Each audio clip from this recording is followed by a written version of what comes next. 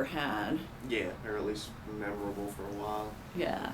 So can you just talk about how long you've been dealing with your pain, how excruciating, I think you've had numbing, tingling. Yeah, like I said, since about 10 was when I could really remember having stuff. And I had scoliosis when I was little. I mean, I outgrew it now for the most part. He said he could still see it, but it was real slight. And when I went through all that and stuff, I still kept having back pain.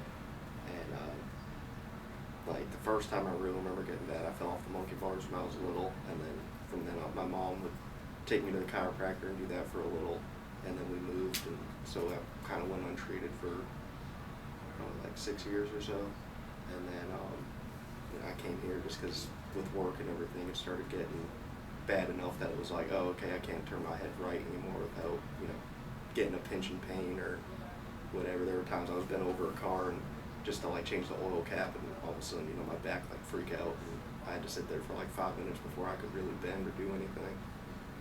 And then after that first adjustment, I could feel like my fingers tingling, like waking up and everything again. Then I remember I went over that with them. I was like, yeah, was that just all because I know you guys talk about the nerves and stuff, open up the channels that I could really notice it more. And then after I got the orthotics too, I noticed I felt a lot lighter on my feet the first few days I had them. That was a big help, I think, too. And so now I've been sleeping better.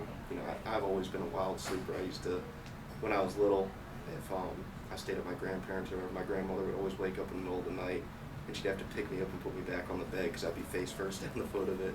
But now I don't wake up with cramps or anything from moving all over the place, which is nice. Wow. So, and how old are you now? How long is it? 20. 20. So 10 years of suffering with back pain. Wow. And neck pain and the tingling. Yeah. Great. I've always had bad neck stuff. If anything, I think I might have had neck pain since like 2nd grade, because I remember having to go to the nurse to get like a heat pad because I would pull my neck. But wow. Yeah. Wow. So that's wonderful. I'm glad that you discovered chiropractic. Your mom introduced it to you when you were little, and here you are as a young adult coming back to it. And yeah, well, that was always my thing. I was like, cause when I started seeing the new primary physician here, once I couldn't go to my pediatric, they asked me, oh, do you ever have chronic pain or anything like that? And I was like, yeah, with my back and stuff. And they're like, oh, well, we can write you a painkiller or whatever. I was like, I don't like having to be too dependent on pills and stuff. That just it's kind of, he used a good example of working on cars or whatever, that like if you got a tire with a nail in it, do you just keep adding air, or do you take out the nail and plug it? That was always my kind of mindset too. That's a great analogy. So, yeah, get to the source of the problem, fix it instead of patching and patching and patching. Yeah. That's great. Well, thank you so much for sharing. I really appreciate it. So you would recommend chiropractic, it sounds like, to others, and Dr. Prax took care of you. Yeah. Wonderful. Anything else you'd like to add? Not really. I think I said everything that. Perfect. Thank you. You're welcome.